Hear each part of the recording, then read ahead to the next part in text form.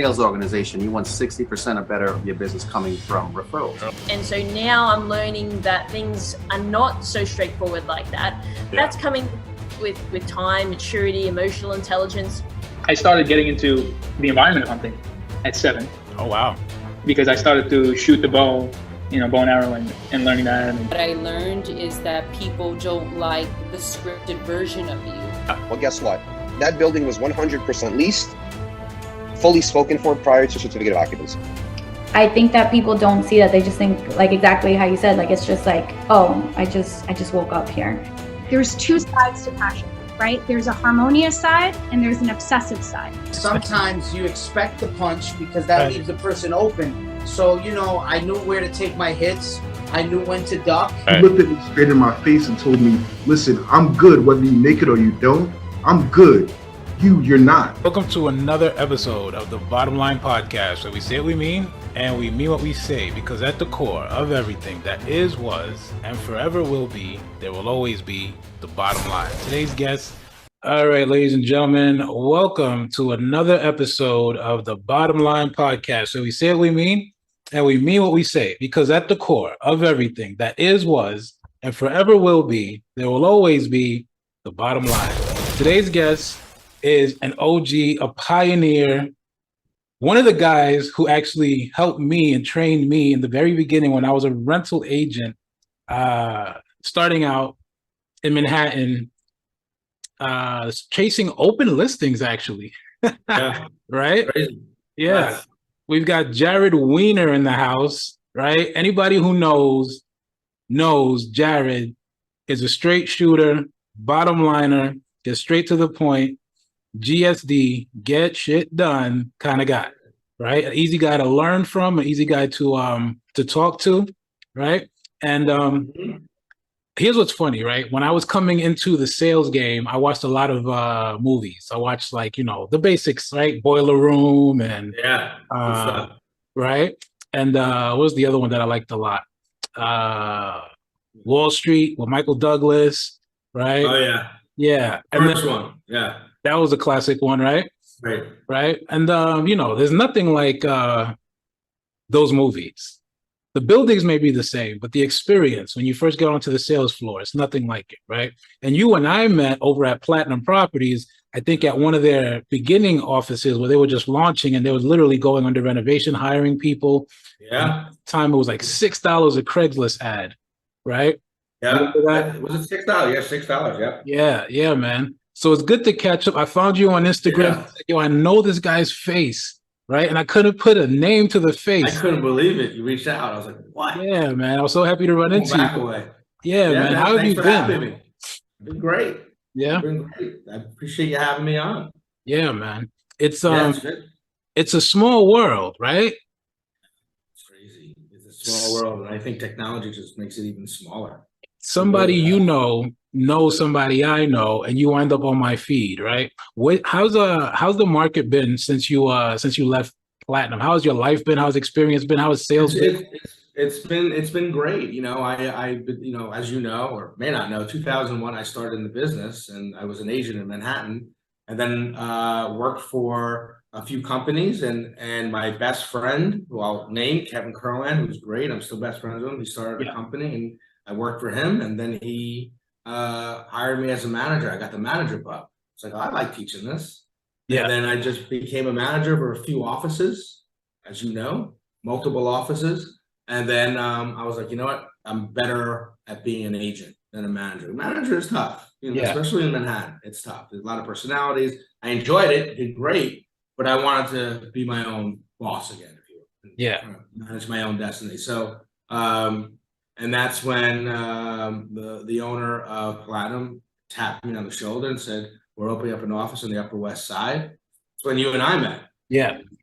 And then, putting the hustle behind the muscle, man, and try to make that work. And I thought it was a better fit for me to move to Westchester County, where I live.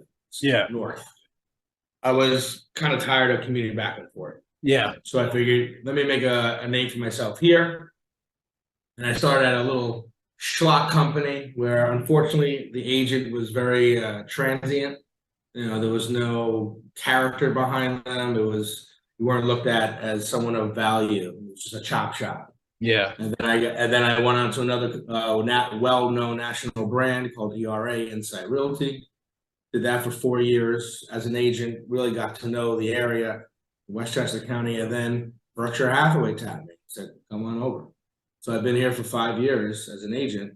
Yeah. So all in all, what, 21 years in the business? 21 years. 21 years, yeah. And doing rentals and sales, highs and lows, and it's a good market here. For me, it's a more how do I say this without more relaxed, in the sense that I'm in my car, I'm driving. It was a hustle in Manhattan. Yeah. And I loved it. I made a great living, but my legs were shot. I walked everywhere. Right. I walked everywhere. Man. Yeah. It was crazy. Yeah. I didn't have a driver. I wasn't driving around. I had a lot of buyers and sellers, but Right. I was meeting them at properties. I wasn't chauffeuring around, but it was a hustle. And I said, let me do it in my car instead. I live in my car. So Yeah. I mean, not literally, that's my office. Yeah. No, most of us spend a lot of time in the car. It's kind of like you live in the, right? Like Lincoln Lawyer, right? You're Lincoln Lawyer, right? And my car's taking a beating for it. So what's crazy, I think between you and I, when I first started out, I remember, so there was that one office, I remember on Upper West Side, I think it was, and there was another one, 30 Wall, right? 30 Wall, that's where they started. I wasn't there yet. So I remember trekking for some meetings there, and then trekking from 30 Wall up to the Upper West Side, yeah, right? Even over to the Far West Side. That was the main office, yeah. Yeah, to look at open listings, right? How do you think the game has changed from then to now? Do you think it's changed for better? Do you think it's changed for worse as far as like technology is concerned, right? Yeah, well, I'll tell you, for better for technology, because there's more info at people's fingertips. It really depends on who that person is that's handling that knowledge. Yeah. If I ask person A, here's the knowledge for real estate. Great, I don't need you. Bye. I have everything I need. And person B, awesome. Can we go see this property? I want to go see this property to rent, to buy, whatever it is. And they take it and they'll say, I still need your help. So technology has made it very convenient for people to get access to info that we only had access to. Right. I mean, I send people something called HomeSnap, which is like the MLS in your phone. Okay. And then if you have and that's the whole thing. If you have a great relationship with the people you're working for, they're going to want to work with you. So technology is great in that sense, that it's providing more information to prospective homeowners. Yeah. It's bad in the sense that they feel they know more than you. Yeah, for sure. And they make we're dispensable. Yeah. Where they don't need us. No, I can go around. Yeah, I got it. I haven't met people like that because that's not how I run my business. Yeah. And if someone does that to you, it means you don't have a relationship. Right. So here's what's funny, right? I think it's been super competitive working in the city. The city is super cutthroat, right? You got everybody flying the brand of whatever office they're working with, right? And it's about seniority, who you know, how long you've been in the game, right? Do you live in those neighborhoods? What do you know about those buildings, right? There's just a lot of competition when you're in the city, right? And when I think Zillow came out, Zillow kind of made it kind of leveled the playing field a little bit, because we were all back to the foundation, square one, where you had to learn, right? Yeah. You had to learn how to use Zillow. You had to learn how to use Brownstoner. You had to learn how to use all these online platforms that buyers and renters were looking at. You know what I mean? Not just like Craigslist, Yeah. Today, do you think that it's just as competitive, or now it's like, do you think it's just as competitive or not as competitive, right? So I'm going to answer your question by not answering it. Okay. Ready? I don't care about competition. Love it. Yeah. I'll tell you why. Yeah. Because there's business. This is how I view it. The next agent may not. I don't look at the competition. I look at my own piece of the pie. Okay. There's enough business for every agent in the world. Okay. You have laser focus on your own branding, your own videos, your own calls, your own daily activities, your own database. I don't care about the competition. I care about building my own database, focusing on them, building my own personal brand, and they come to me. And when I pull in a great GCI, I'm not thinking about competition. Of course there's competition. Right. There's competition in everything. Right. That doesn't mean you shouldn't do it or try. Yes, competition is a little bit more fierce and more, because and we focus on competition more than a business or an industry where you're getting a salary. We're more fixed on the competition because we're straight commission salespeople. So we're focused on, oh wow, I may lose this, and how am I going to make? Don't even worry about it. Not worried about it. As Ricky Caruth, who's a great mentor, and he does about 100 sales a year in Alabama. Okay. And he's a trainer. He goes around. He says there is enough business for everybody in the business.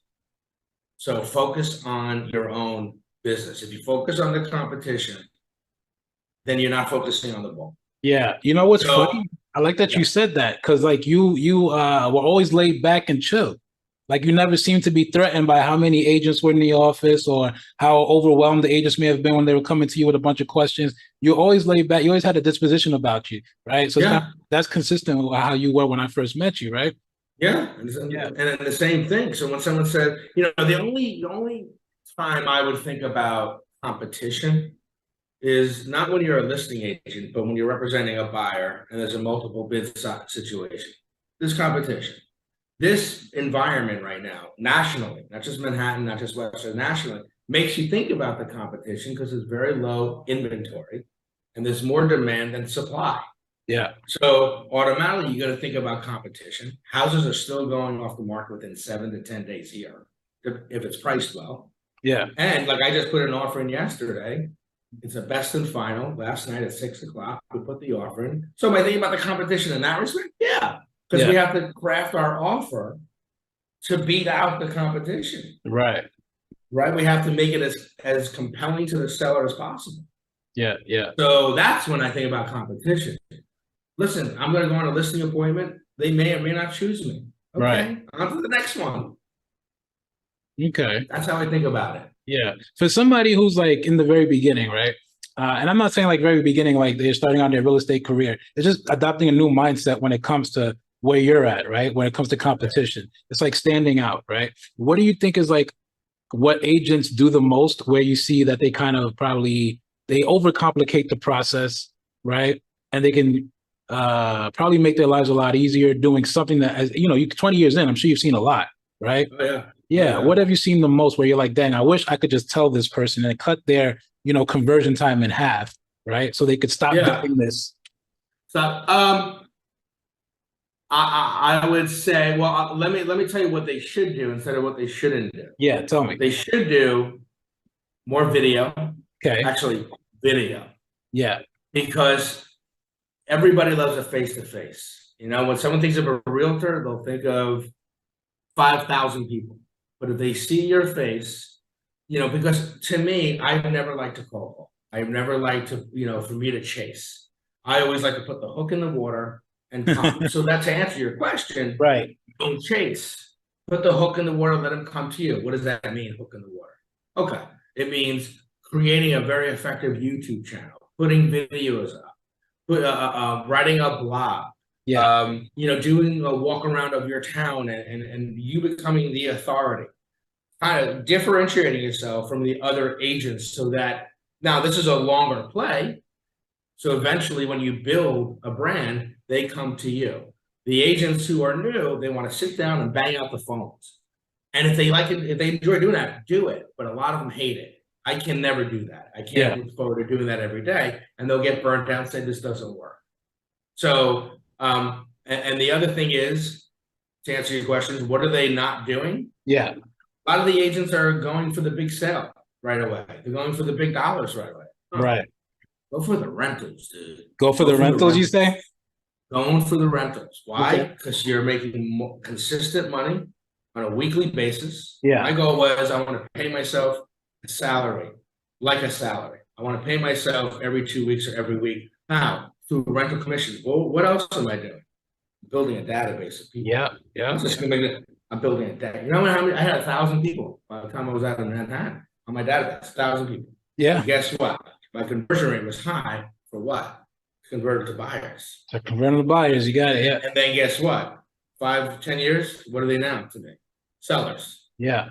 Yeah. Yeah. So focus on sales in the beginning, but constantly do those rentals to build that database, keep money coming in, and then focus on those people, nurturing them while you're making some money. So play the long game.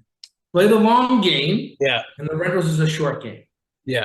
That's why I loved rentals in the beginning, because I put up an ad, hook in the water, they call me. Right. I rent them, they love my service, now a client for life.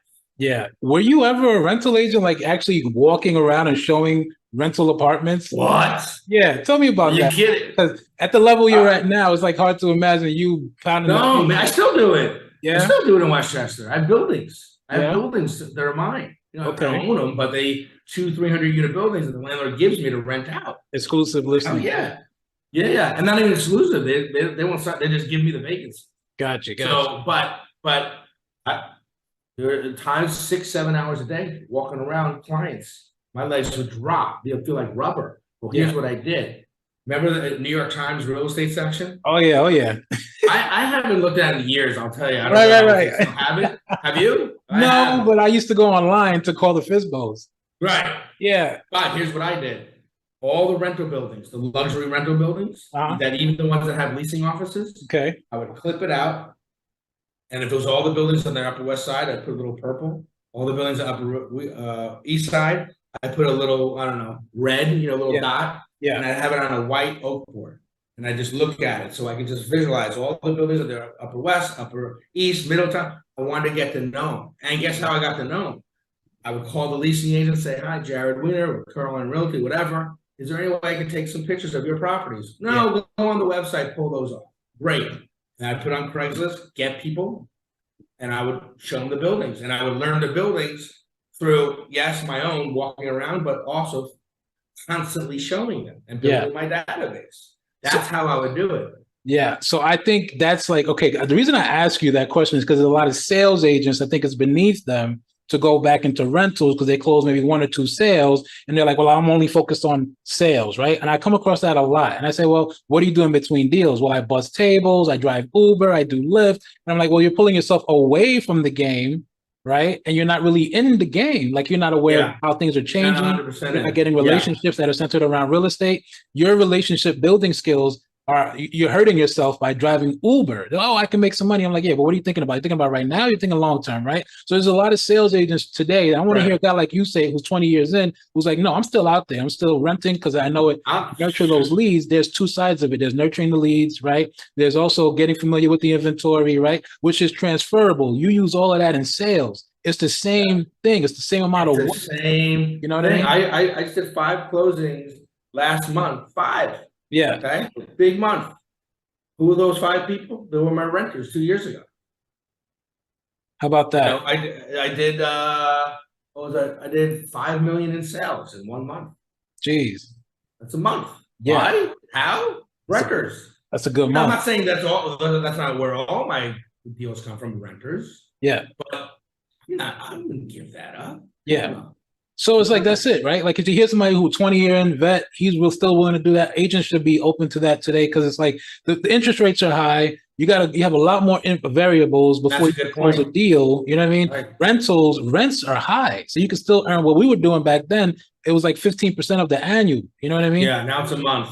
Yeah, now it's depending on where you go. Some people are still collecting 15%. Some people are collecting 8%, right? When we started out, when I started out, when I met 15%. It was 15%. It was like the owners were paying half. It was like OPs. OP, half OP, 1 month OP, all that good stuff. Right. So it's like there's more incentive now for you to, incorporate rentals into your game, right? If you're a sales agent, you still want that. Or you can build a team of rental agents, 2 or 3 rental agents that's going to get their feet wet while they get ready, to step into sales. I tell people, like, don't eliminate rentals altogether. You know what I mean?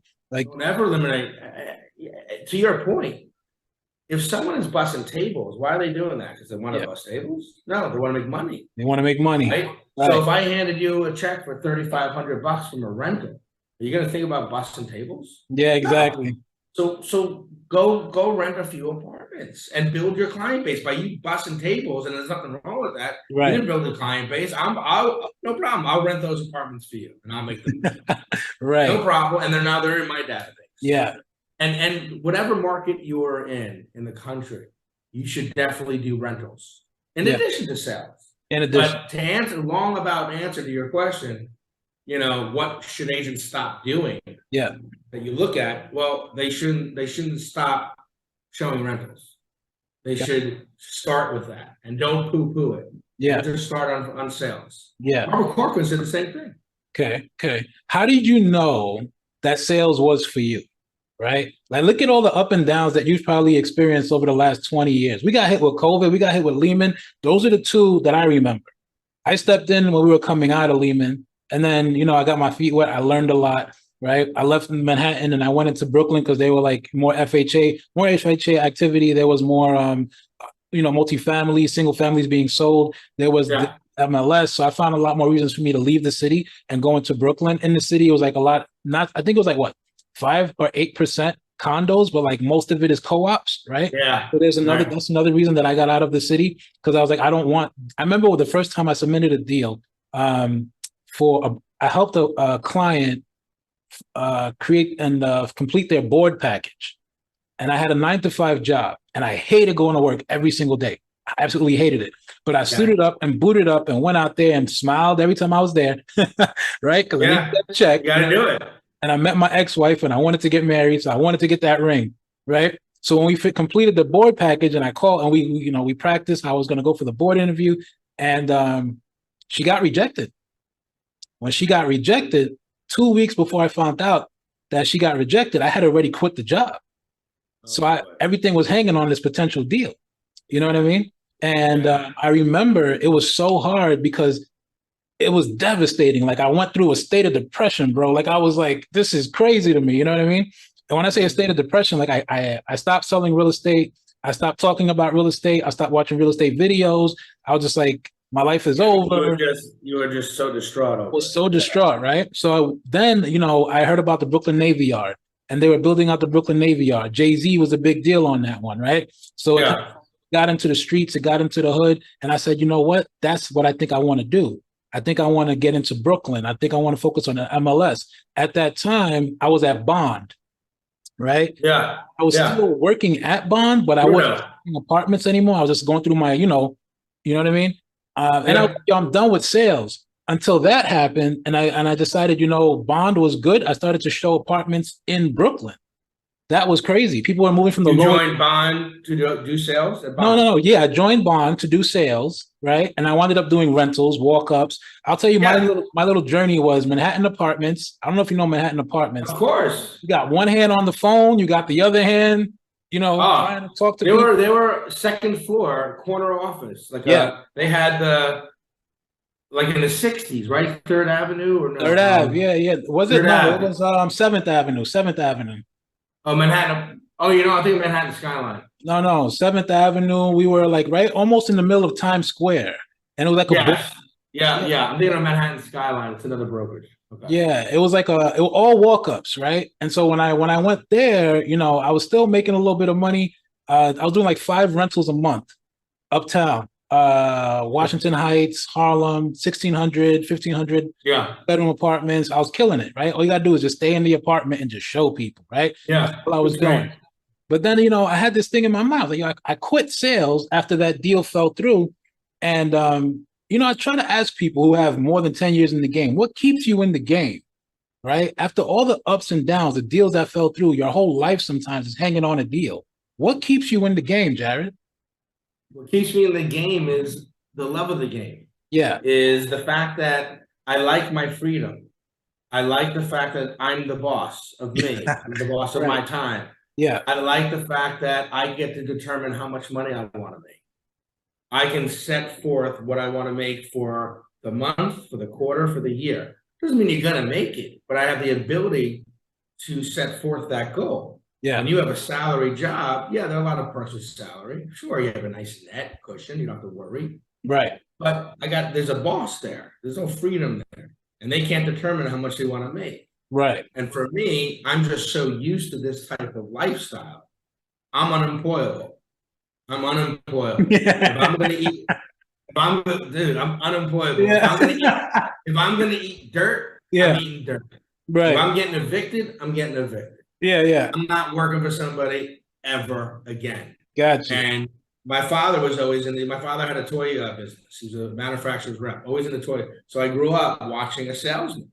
Ah. And I've always been in sales. Okay. I've had salary jobs. Yeah. Sales. Yeah. Well, my initial question was, how did you know sales was for you, right? Because it's like, for me, it's like, okay, identify what keeps you in the game, and then see if that's what you're really made for. Because sometimes it's not sales.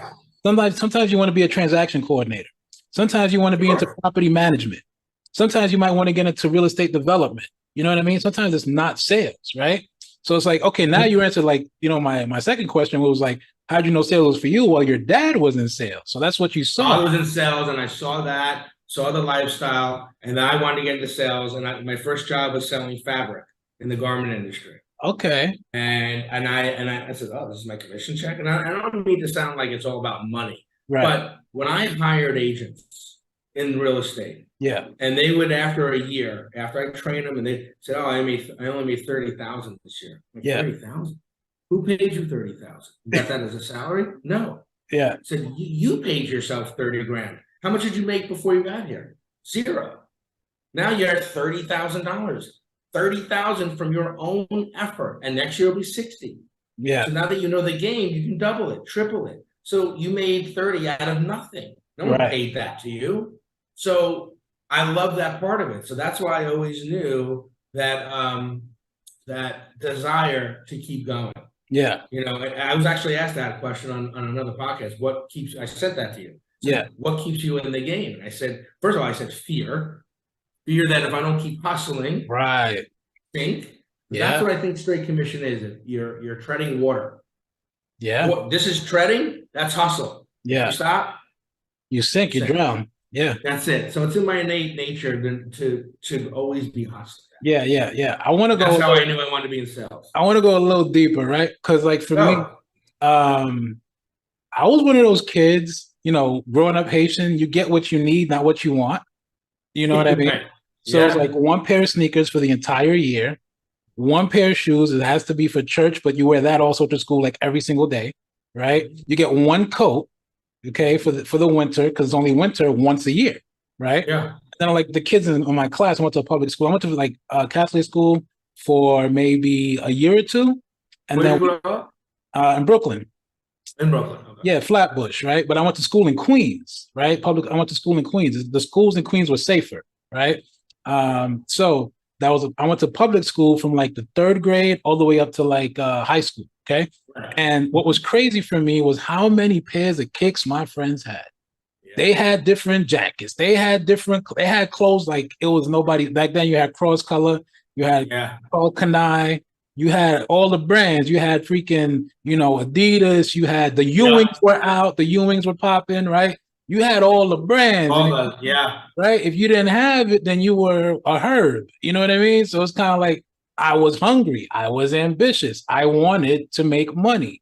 You know what I mean? So I can go get my own things, right? So that's the kind of kid I was. That's what really drew me to like being able to earn my way. My dad worked. He was an immigration lawyer, but very conservative. Like people from the Caribbean, very conservative. Don't spend a lot of money, right? Okay. Right. What kind of kid were you, right? Because your dad is doing sales. It could have had the opposite effect on you. Absolutely. And, there were some hard times. But I grew up, I think I grew up middle to upper class. Okay. And I was one of those other kids with those shoes. Yeah, with the gear. You had the gear. I had the gear. Listen, there were times I didn't have the gear. But right. I hate to say this. I'm the youngest of 3. My sister was already. Youngest of 3? Okay. Yeah, my brother was at home, but then he left, and I was the last one home. I was the youngest. Yeah. I was on my 5th car. Really? Yeah. I mean, how old? What's that? How old were you when you got your car? My first car when I was 16, but then that died. I got another car. I had 5 different cars. You had 5 cars? 5 different cars, not at the same time. What the hell were you doing? How'd you get 5 cars? Oh, my dad. My Okay. parents, Okay. all pre-owned, nothing new. Okay. But I didn't care. But it's interesting that you asked the question because I wish I could have understood where the money came from at the time. Saying, oh wait, so he's hustling and I can get this. And I only started to understand that in college because I also rented apartments during college too. Oh wow. Okay. You started early. Yeah. Yeah, but I didn't know I wanted to do real estate. That was just a job. I didn't know I would do real estate. I just always liked to determine my own future. And I knew that's what my dad was doing, that he can go on vacations. But I knew the scary part of it. You know, I remember my dad sitting in his robe in the living room looking all worried. And I was saying, what's wrong with him? And he said, business is not good. You eat what you kill. Yeah, and business was not good.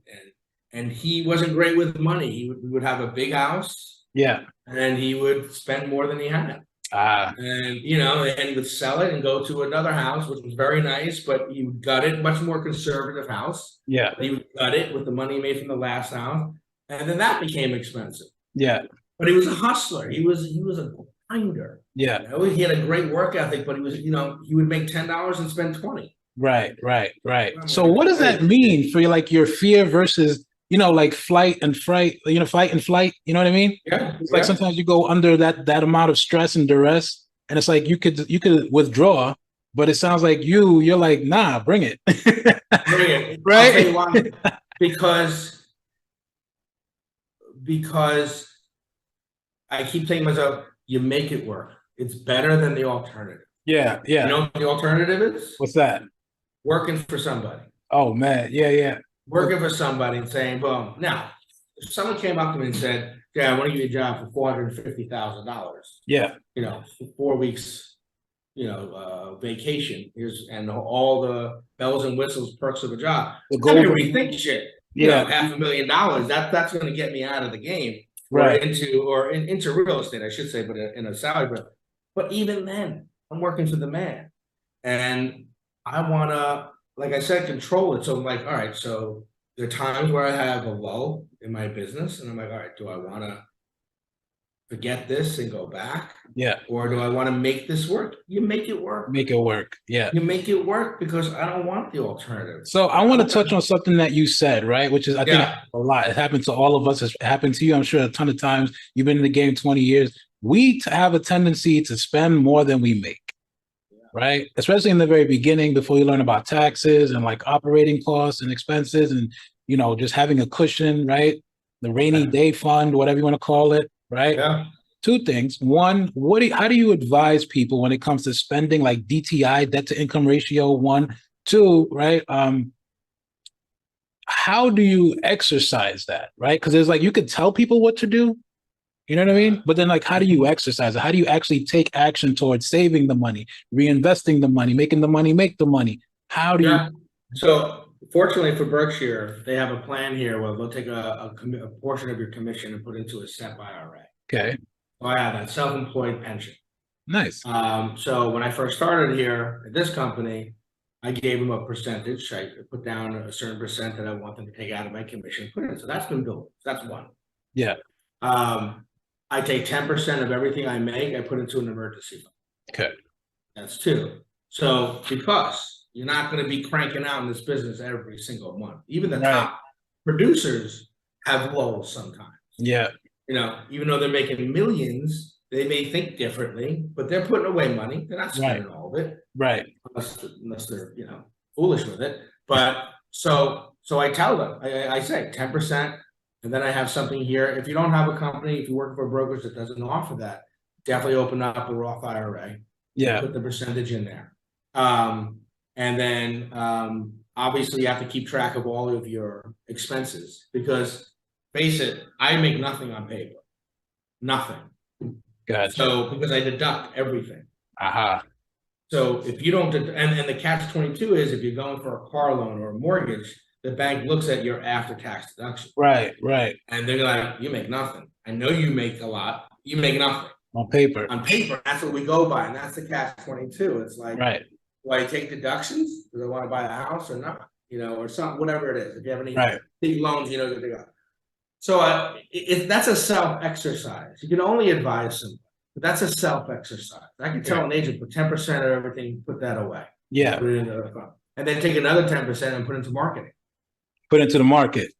No, marketing for your business. Oh, marketing for your business. Gotcha. Yeah, maybe if you hire a videographer to shoot 12 videos with you. Yeah. You know, in the room I'm sitting in, I shot 12 videos. It's on my Instagram. I'll do another 12. Yeah. You know, I'll hire a videographer. Haven't done it yet, to follow me around or go to, you know, different things. When you post this, I'm gonna blast it out. Right. You know, so different things like that. But those are my two things. It's find a company that will put the money away. If they don't have that, open up a SEP IRA and have an emergency fund. Yeah. Do you believe in a budget? So like, here's what's funny, right? I got this thing where I tell people, and I'm not addicted to like Starbucks. I just like good coffee. Okay. Yeah. I'm the kind of guy who goes and gets a drip. I don't spend $5 on a cup of coffee.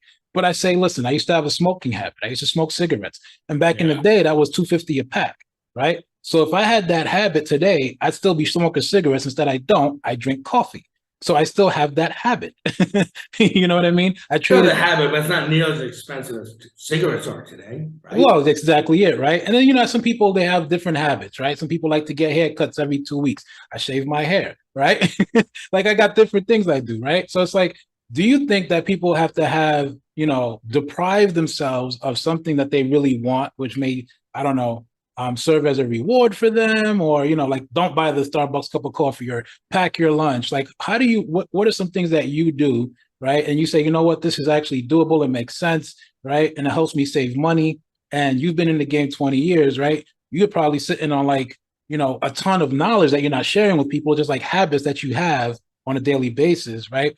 Are you one of those people who subscribe to that? Well, like, no, don't buy the Starbucks.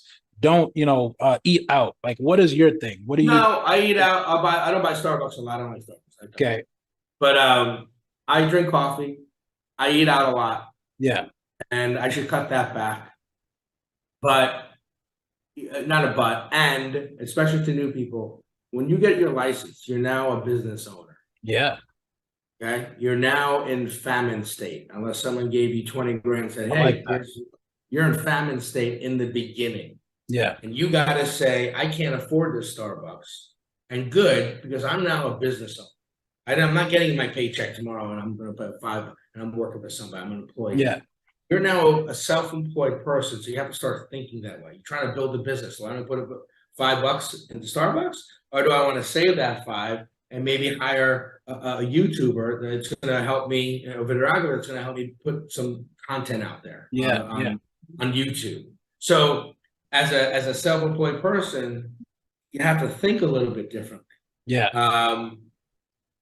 I tend to I haven't really cut back. You know, listen, if I have a good month, when I have a good month, yeah, I'll splurge a little bit. Say, boom, you know, on a, you know, I splurged on this. You know, this was right. this was a birthday, a gift to me because I had a really good year. Yeah.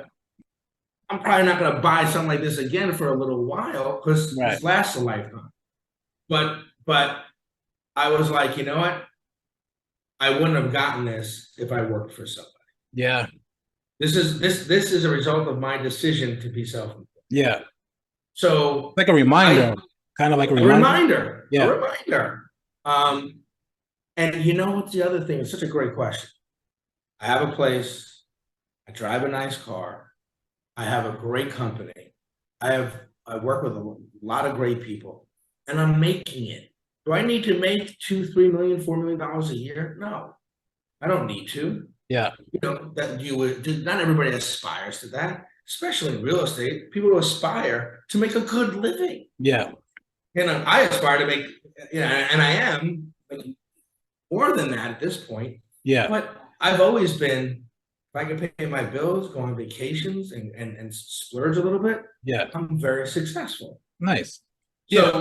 So the answer, so your question is a great question. It's a really good question because people don't think that way. Yeah. It's very hard to turn on that self-employed brain when you become self-employed. People don't realize as soon as you get your license, you work for a company, you know, you work at a brokerage.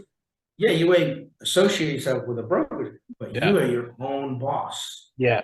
are thinking that way. That's how I think about it. What's funny about that, right? Because we're on the same wavelengths when it comes to that, right? I say if you're not contracting, you're not really independent. Yeah. And if you're independent, be independent, go contract, go get some deals. Right. Right. Then you create your budgets. This is what I do. I have a budget for everything. So I have a coffee budget. I have a soup budget. I have a, videography budget. I got a budget. I got my rental budget, my personal, Right. you know what I mean? Expenses, and then my business expenses. I got a budget. Once I exceed that budget, I'm done. That's it. That's it. I gotta go get more That's money. it. But here's You what do the budget for the month? Say it again.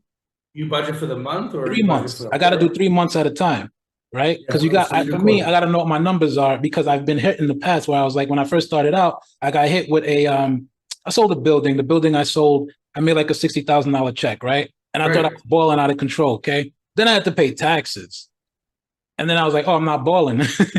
So I couldn't take my feet off the gas, right? But I didn't know until that tax deadline hit.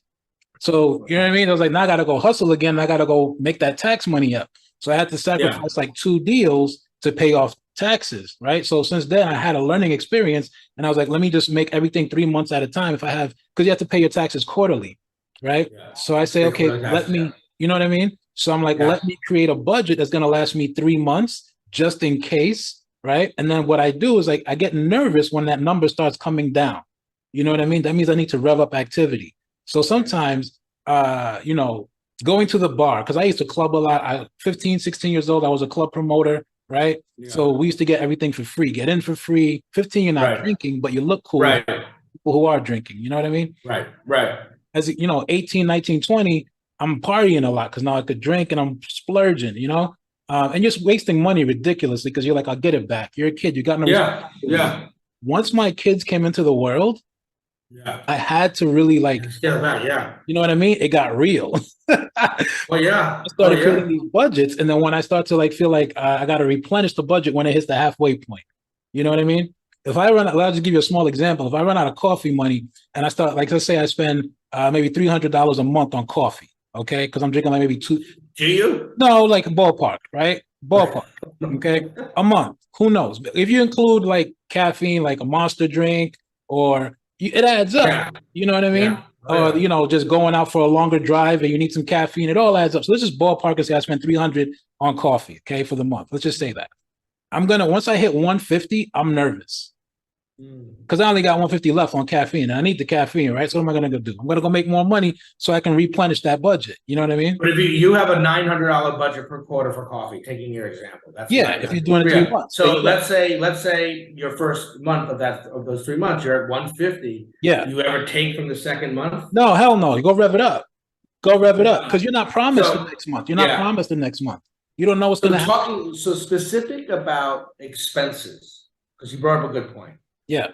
Talking about the expenses for your real estate business, you're now a newly licensed agent. You now have business expenses. You didn't have to worry about taxes when you were an employee. There's tax day, but they took it out of your paycheck. And then whatever you owed on tax day, whatever. But I wish, and it's unfortunate, that when you go for your license, they talk about contract law. They talk about the law associated with getting a license in a state. Yeah. What they should also talk about is how to run a business. That should be part of your required hourly course when you get licensed. It'd be nice for them to, because let's say, like Florida, for example, 72 hours. Okay, they should have 73 hours. Add an hour of how to run your own business. Right. It'd be nice to have it, because you know what? This is equivalent. My point is equivalent to high schools around the country not teaching financial literacy. Yeah. They don't have courses in high school to talk about money. Yeah, you're right. Dave Ramsey says that. I listen to him all the time. Dave Ramsey talks your language about budgeting. Yeah. There's no high school that teaches that. So it would be great as part of the curriculum to get a real estate license in any state that they also teach you about budgeting, business expense, and making you aware that you are now your own boss. Yeah. Open up a business. Yeah. I have an LLC, but I didn't understand going into it what those implications were. Yeah. I have flowing in, I pay myself a salary because they said you have to pay into your health care and into Social Security. Right. The IRS is going to nail you for that if you you don't have a K2, you don't, flow your money through your LLC and pay yourself some sort of salary. Yeah. So at the end, you're not only getting a 1099, but you're getting a W-2 as well. Okay. I was like, really? You're your own employee. You'll be your own employee. And Correct. Yeah. Correct. Because you're right. They need that. They should teach that, because I think that's where a lot of agents, they overspend. You know what I mean? And it's like, the reason I say that too is because, when I'm talking about, and you do a lot of training, I'm sure, right? But I charge for training, right? So I do a real estate sales coaching program. And one of the biggest objections I'll get is like, oh, I'll just talk to my broker and see if my broker was, no. Don't talk to your broker. Invest in yourself. Like you have to invest in yourself, right? And make it a habit. And so like, just to go back to the beginning of how I grew up, the habit of investing in myself started because I wanted to have the kicks. I wanted to have the gear, right? And that became the habit. I think what you're saying is key. If they had if they made it part of continued education to learn how to manage a business. Well, just the beginning of the education. Yeah. Yeah. No, yeah, you're right. But it will be an investment in yourself. You know what I mean? Yeah. As a business owner, as an entrepreneur, right? Just to understand the tax implications on it. Because you can get, like you said, a $60,000 check. That's not all yours. Right. That's not all yours, unless you do like me and, deduct a lot of crazy stuff. Yeah. I didn't know what to deduct back then. You know what I mean? I was like, oh, I'm just balling out of control, right? So I had like a celebration, I had a good time, right? I deduct everything. Yeah. Everything I can. But, deduct everything you can. Take that to the bank. That's good advice right there, right? Everything you can, but there are a lot of, but that's why you have to get a good real estate tax person who understands the self-employed game, not somebody who does your taxes at H&R Block. they're fine, but somebody who understands self-employed people who make suggestions. Oh, also, how many miles do you drive? How much on gas? How much maintenance? Because everything that's related to your business, you can write off. My car, portion of my house payment, portion of lights, my phone, everything. Yeah, everything. Yeah, mostly everything, just about everything, right? Mostly everything. Talking about that, okay. So like you're dealing with, you're in the market where there's like a single family activity, a lot of single family activity, right? Single family, a mix. Yeah. A mix. Okay. Single family, co-op condos, but I don't do co-ops. Yeah. So interest rates going up. Interest rates have gone up, right? Since Trump was in office, right? Inflation, gas prices. You can go on and on. The list is forever, right? Have you seen something like this before in your last 20 years? Should we be nervous? Should we be like nervous when we hit 10% on the interest rate? Because now we're at like 7%, right? Is this something that we should be worried about, right? Have you survived something like this before? And like, what kind of advice do you give, not just, the realtors, but like people who might want to buy homes right now? Like, what do you question? First of all, the interest rate now are hovering a little bit under around 6%. Okay. On a conventional 30-year low. So they're nowhere near 10%. I don't think they'll ever get there unless we're in dire. Plus we may have a new president coming in as opposed to the one we have now. I'm not saying it's good or bad. I'm just saying who knows what will change. Right. Here's what I say to a buyer. If you're in the market, you're in the market. In other words, forget about the interest rate. Because what's going to happen is if you wait for the interest rate to go down, then there's 50 buyers looking at the same property. If you buy now, granted, it's a little more expensive. When the interest rates come down, you're going to refinance in your own home. You're not going to be one of 900 buyers sitting on the sidelines waiting for the interest rates to come down, and now you're all competing. Yeah. Don't do that. Okay. So that's what I tell people. I said, I don't care what the interest rate is. If you want to be in a home and refi in a year or two when the interest rates come down a little bit. Jared, what have they don't come down? So what? You're in your house, is my point. Yeah. Yes, it's a little bit more expensive, but so what? You want to be on the sidelines forever and the interest rates don't come down next 3 years while everybody's buying and you're not listening to me. Right. So that's what I tell every one of my buyers about that. It's a little bit harder conversation with the seller. Yeah. Because the seller says, I understand I can make a good amount of profit on the sale of my home. But I'm not going to trade up my 3% commission, my 3% mortgage that I have in my house with a 6% when I sell it and I have to go buy something else. Yeah, I'm not throwing myself into that pool. That's why the inventory is low. Gotcha. Because sellers know they can make a lot of money on their home now because their inventory is low, but they're not, unless they don't have unless they own their home free and clear. Right. But even then, I'm gonna trade up my 3% mortgage rate with a 6% mortgage rate when I put myself in the buyer pool when I go purchase. No thanks. I'll wait. Yeah.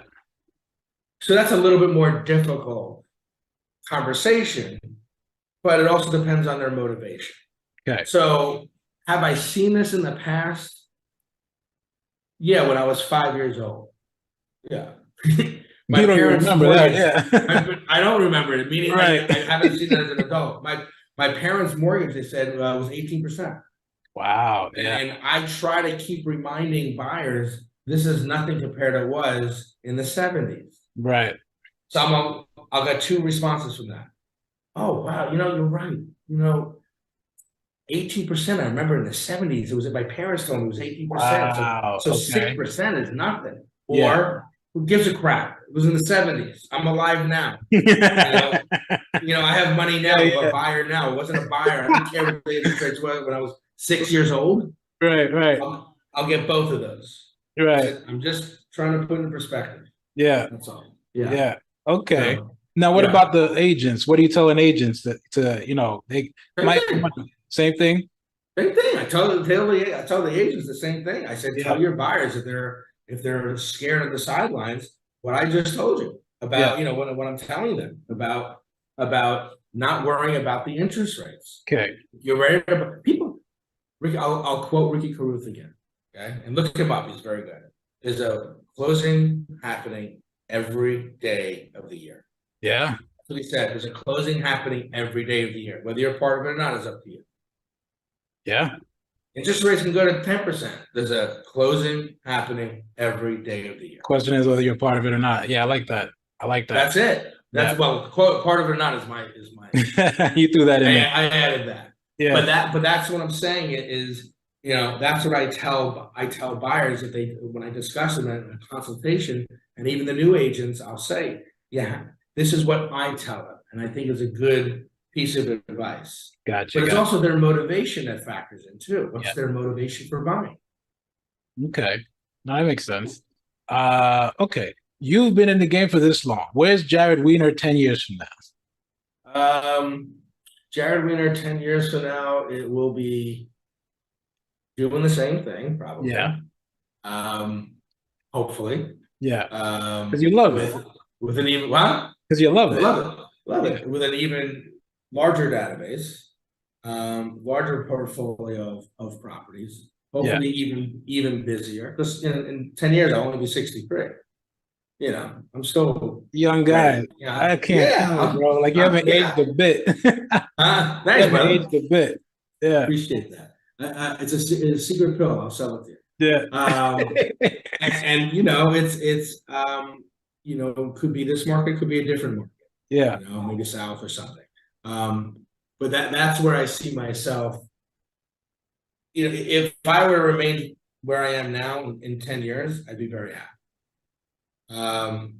But that's not my goal. I want to be ecstatic. Yeah. Okay. I don't, and it's a good question because I've said this to myself and many people. I won't ever retire. Never retire. It doesn't appeal to me. I think I'll work till I die because, when my dad retired, his friends, I said, how's retirement? They said, I hate it. Bored. I hate it. Bored. There's no structure in your day. Right. It doesn't keep your mind fresh. Yeah. No, I don't see myself retiring. My dad is 75 now. What about you? Me? What, 10 years from now? You know, it's funny, right? Because I think everything's going to be digitized. So you might see avatars of me somewhere running around. Sure. You know what I mean? Like, I'm just going to try to be as many places as I can through my avatar, right? Absolutely. Hopefully we have like hologram technology where I can be multiple places at once. Zoom, I love Zoom because I could be in a lot of places within hours of time. You know what I mean? Right. So about that stock before the pandemic. Yeah. You know what I mean? Yeah, right? So I think I got to blow up. Like in the next 10 years, I kind of want to help as many people as I can. My kids will be a lot older. So to me, it's about, creating that generational wealth.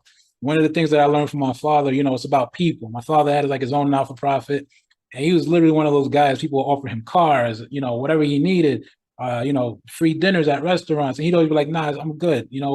We're good. We're good. So it's like everything is off the cuff at that point. You know, people love you. They know your reputation. You love people. You love to be available for people. You love to. That's where I see myself in 10 years.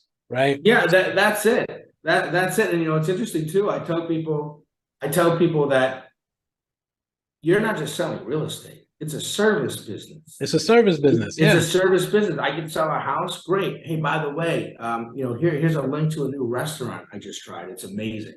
You think, oh, what's the big deal with that? That's an added value. Yeah. That's an added value type of thing, you know, and constantly sending, you know, market reports for their homes in a year or two. They didn't ask for it. It's an added value. It's a nice thing.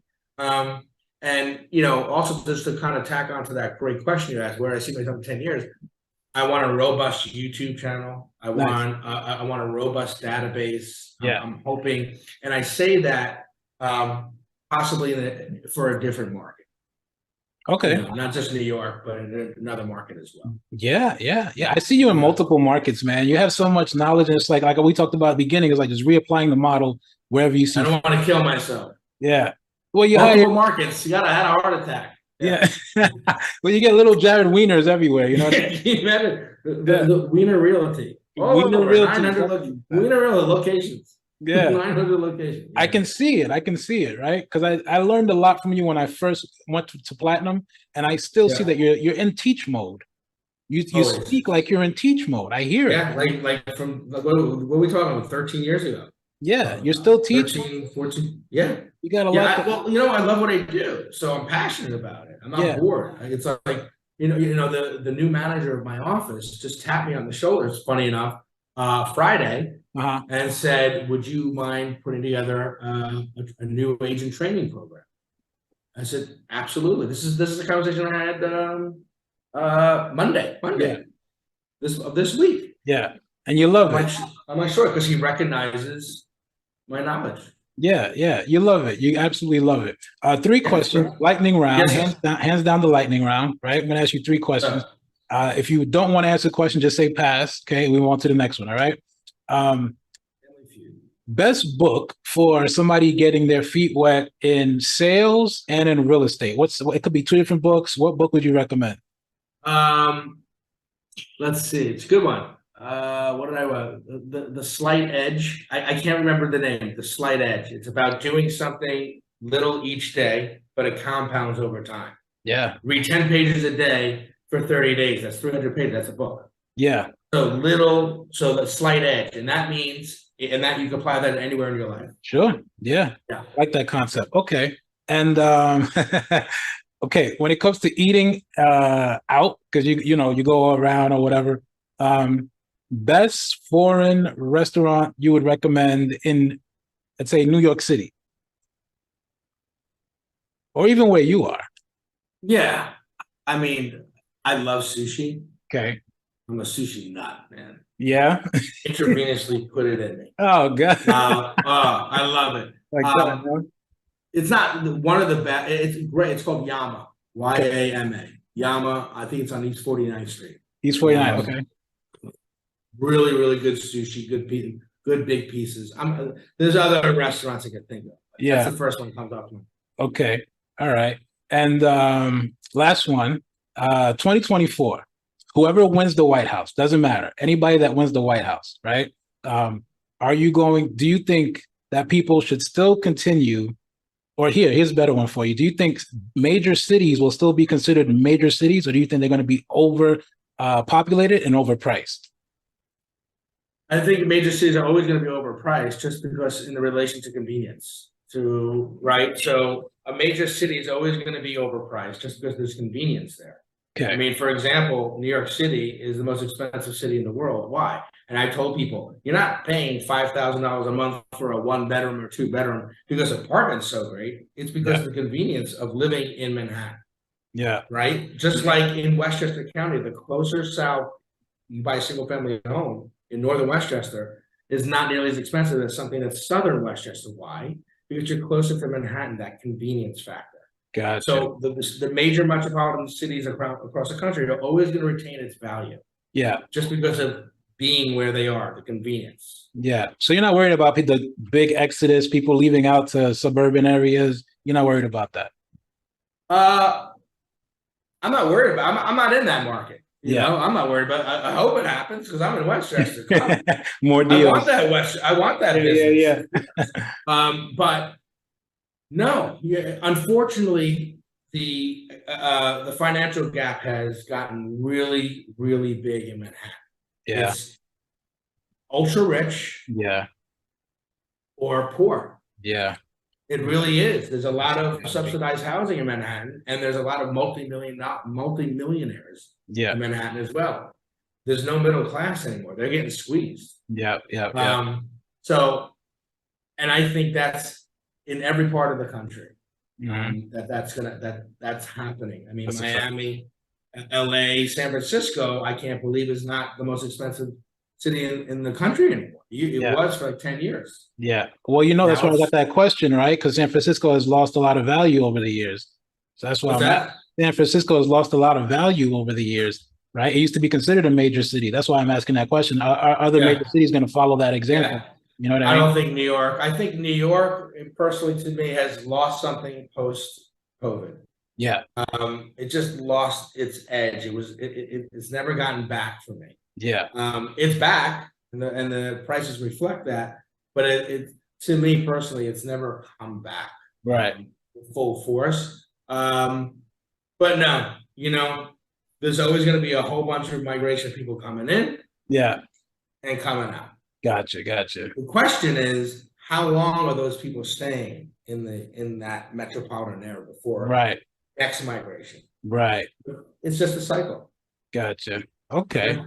And finally, Jared, what is your bottom line, man? That reoccurring truth for you, right? Things can be at a low, you could be at a downturn, maybe the weather, right? But you go back to this reoccurring truth and it serves as rocket fuel for you, right? What is that for you? What is your bottom line?